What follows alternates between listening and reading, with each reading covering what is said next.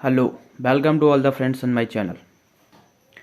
आज हम बात करेंगे कि डिप्लोमा का पूरा करने के बाद, कंप्लीट करने के बाद डिप्लोमा होल्डर्स बच्चों को 1 ईयर एक्सपीरियंस की ज़रूरत होती है। 1 ईयर वर्क एक्सपीरियंस की आवश्यकता होती है, तभी वह पीएसयू सेक्टर्स में परमानेंट जॉब के लिए अप्लाई कर पाते हैं। जो बच्चे सेकेंड ईयर से निकल चुके हैं और 5th सेम का एग्ज़ाम पास कर चुके हैं या दे चुके हैं, ये वीडियो उनके लिए है। आज हम बात करेंगे कि जो बच्चे 5th सेम का एग्ज़ाम कंप्लीट कर चुके हैं और लास्ट सितंबर तक और अगस्त तक उनका कंप्लीट हो जाएगा डिप्लोमा, और फिर उसके बाद मिनिमम आपको 3 से 4 मंथ मिलने वाले हैं प्रिपरेशन के लिए। किसकी प्रिपरेशन के लिए? IUCL की अप्रेंटिस के लिए, BPCL, HPCL और अदर PSU सेक्टर्स की कंपनियों के लिए। तो आपको प्रिपरेशन मेरे हिसाब से अभी से स्टार्ट कर देनी चाहिए। एग्ज़ाम के साथ साथ आप उन सारे एकेडमिक्स एग्ज़ाम्स के साथ आप कॉम्पिटिटिव एग्ज़ाम्स की तैयारी करना स्टार्ट कर दीजिए। जो बच्चे सेकंड ईयर से पास आउट या सेकंड ईयर से निकल चुके हैं या 5th सेम का एग्ज़ाम पास कर चुके हैं, उनके लिए बोल रहा हूँ। तो आपको करना क्या है कि अक्टूबर नवंबर के बीच में ये वैकेंसीज आ जाती हैं, और उसमें 1 साल का अप्रेंटिस रहता है 12 महीने का, और उसमें लगभग 12,000 रुपये पर मंथ आपको मिलता है। आपको क्या करना है कि इसकी प्रिपरेशन के लिए आपको दोस्त डिप्लोमा की अपनी सारी बुक्स, ब्रांच बुक्स या ब्रांच सब्जेक्ट्स किसी को नहीं देनी, वो अपने पास रखनी है। रखनी नहीं है, उनको पढ़ना है अच्छी तरीके से। तो क्या रहता है, IUCL और HPCL, BPCL की इनकी अलग अलग ब्रांचेज हैं हर शहर में, और अलग अलग यूनिट्स हैं। लगभग 9 यूनिट्स हैं IUCL की। तो इनमें रेशियोज रहता है क्वेश्चंस का 70 और 30 का, 70 टेक्निकल के और 30 नॉन टेक के। तो आपको पढ़ना कैसे रहेगा? कहीं कहीं ये ज़्यादा हो जाता है, लेकिन इससे कम नहीं होगा, 70 और 30 के बीच ही रहेगा। इससे ज़्यादा हो जाएगा लेकिन इससे कम नहीं होगा। तो आपको पढ़ना क्या है? फर्स्ट आपको टेक्निकल सिलेबस की मैं बात करूं, देखिए नॉन टेक आपका अगर एक बार नहीं तैयार हो पाएगा, तो टेक्निकल अगर आपका प्रिपेयर्ड है तो भी आपका सिलेक्शन आराम से हो जाएगा। मिनिमम आपको 65 to 70 नंबर्स लाने हैं 100 में से, आपका सिलेक्शन पक्का है। चाहे जनरल कैटेगरी हो, चाहे OBC कैटेगरी हो, चाहे कोई कैटेगरी हो, चाहे EWS हो।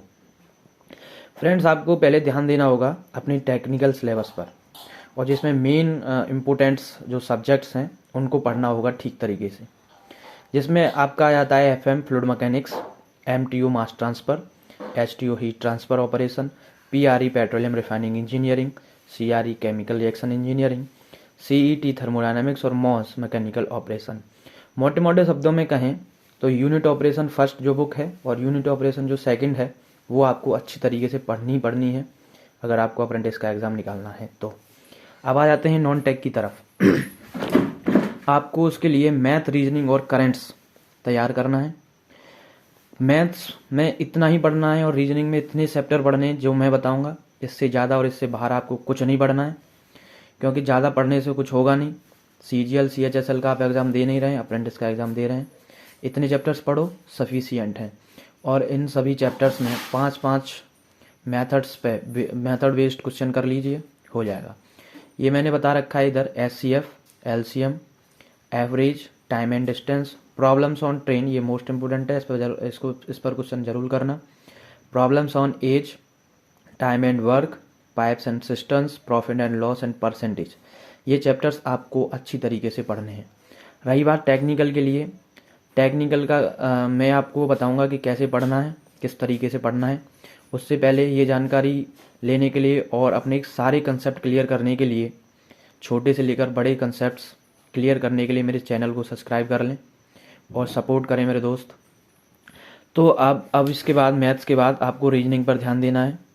रीजनिंग के चैप्टर्स मैं अभी बताऊंगा, लेकिन उससे पहले आप केमिकल जूनियर इंजीनियर बनने के लिए, अप्रेंटिस एग्ज़ाम क्वालिफाई करने के लिए आपको थोड़ा केमिस्ट्री का भी नॉलेज होना चाहिए, जिसमें मेन चैप्टर्स हैं केमिकल बॉन्डिंग। उसमें आपको बॉन्डिंग्स के बारे में बताया जाएगा, मॉलिक्यूल के बीच में किस टाइप की बॉन्डिंग है। पीरियोडिक टेबल में आपको एलिमेंट्स के बारे में बताया जाएगा कि कौन से एलिमेंट्स सेमीकंडक्टर्स होते हैं, कौन से कंडक्टर्स होते हैं, कौन से मेटल होते हैं, कौन से नॉन मेटल होते हैं, उनकी प्रॉपर्टीज़ के बारे में बताया जाएगा। फ्रीजिंग पॉइंट, बॉइलिंग पॉइंट के बारे में बताया जाएगा। एटॉमिक स्ट्रक्चर एंड बेसिक केमिस्ट्रीज़, कुछ बेसिक केमिस्ट्रीज़ हैं और कुछ लॉज दिए गए हैं केमिस्ट्री में जो आपको अच्छी तरीके से पढ़ने हैं। और मेन IUPAC आपको पढ़नी ही पढ़नी है। और एक क्लास 12th का चैप्टर है पॉलीमर, वो आपको अच्छी तरीके से पढ़ना है। तो टेक्निकल का मजबूत करने के लिए, कंसेप्ट क्लियर करने के लिए मेरे चैनल को सब्सक्राइब कर लें प्लीज़ और सपोर्ट करें। आपके लिए मैं इतनी मेहनत कर रहा हूँ, तो दोस्त आपको भी सपोर्ट करना पड़ेगा। अब मैं बता देता हूँ आपको पढ़ना किस तरीके से। ये तो रहा सिलेबस, ये आता है, इस तरीके से पेपर डिज़ाइन करते हैं वो। और पढ़ना क्या है और कौन सी बुक्स लेनी है, केवल आपको अपनी ब्रांच सब्जेक्ट्स तो अपने पास रखनी है। उसके अलावा आपको 3 बुक्स खरीदनी है और कुछ नहीं खरीदना, ज़्यादा बुक्स लेने की ज़रूरत नहीं है। उसके लिए आपको वन एंड ओनली जो पहली बुक है वो केमिकल इंजीनियरिंग की OP गुप्ता, ये आपको लेनी है। या दूसरी बुक आती है राम प्रसाद की, वो ले लीजिए। इनमें क्या है देखो, ये बीटेक वालों के लिए भी है और डिप्लोमा वालों के लिए भी है। तो जिस क्वेश्चंस पे गेट लिखा हुआ है वो क्वेश्चंस आपको नहीं पढ़ने। जो सब्जेक्ट मैंने आपको अभी बताए हैं उनके मैक्सिमम 300 से 350 क्वेश्चंस आपको पढ़ने ही पढ़ने हैं। क्वेश्चन कैसे पढ़ने हैं, पहले थोड़ा बुक पढ़ो, कंसेप्ट क्लियर करो और उस बेस्ड पे आपको इसमें से क्वेश्चन लगाने हैं।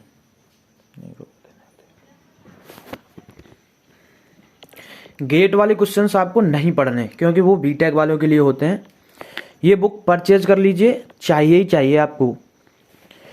और वन थिंग इज डैट, एक और चीज़ बता देता हूँ, इस बुक के अलावा राम प्रसाद आपको लेनी है। और रीजनिंग की आप कोई भी बुक ले लीजिए और उसमें से मात्र केवल और केवल ये चैप्टर्स आपको पढ़ने हैं और उससे ज़्यादा कुछ नहीं पढ़ना है। मात्र नंबर सीरीज और लेटर सीरीज आपको ध्यान से पढ़ने हैं क्योंकि इसमें से ज़्यादा क्वेश्चन बनते हैं। ये बुक कोई सी भी बुक ले लीजिए। अर्थमेटिक्स की मेरे पास ये बुक है, आपको जो अच्छी लगे वो ले लो, आपको जो अच्छी लगे वो बुक ले लीजिए, मेरे पास ये है। उसके बाद वन एंड ओनली आपको कंसेप्ट्स और नोट्स तो मेरे चैनल पर मिलेंगे ही। इसके अलावा देखिए नोट्स मैंने बना रखे हैं, मैं बहुत अच्छी तरीके से इसको एक्सप्लेन करके अपने चैनल पर डालने वाला हूँ। इसके अलावा प्रैक्टिस के लिए आपको दोस्त एक साइट है iWix, आप केवल गूगल पर iWix डाल देंगे ना, I और V, विक्ट्री वाला V नहीं, जो A के बाद V आता है वो VIX, iWix डालिए। उसमें से केमिकल इंजीनियरिंग सेलेक्ट कीजिए। इंजीनियरिंग में सेलेक्ट करेंगे आप केमिकल इंजीनियरिंग, और केमिकल इंजीनियरिंग में आपके सारे सब्जेक्ट्स बाहर आएंगे खुल करके, तो वहाँ से आप प्रैक्टिस कर सकते हैं। प्रैक्टिस करने का तरीका ये है कि आप पहले बुक पढ़ें, कंसेप्ट क्लियर करें, OP गुप्ता लगाएं,